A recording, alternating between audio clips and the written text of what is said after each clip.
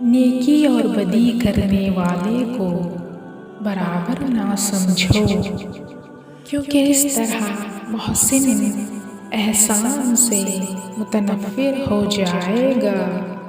جو لوگ احسان کے لائق ہوں ان سے احسان کیے جاؤ، اس سے تمہارے دشمن ذلیل ہو جائیں گے۔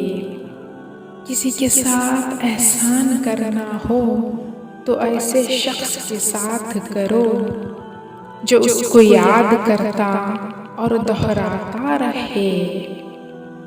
لوگوں پر احسان کرنے سے قدر بڑھتی ہے اور خاموشی سے عزت و وقار میں زیادتی ہوتی ہے۔ جب کوئی شخص تجھ سے احسان کرے تو اسے ہمیشہ یاد رکھ، اور جب تو کسی کے ساتھ احسان کرے تو اسے بھول جا۔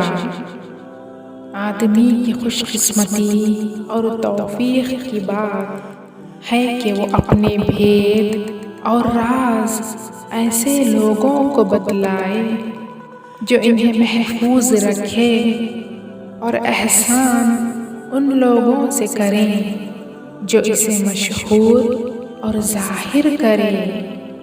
جو شخص کوئی چیز دے کر جتلاتا ہے اس کے احسان میں کچھ لطف نہیں ہوتا۔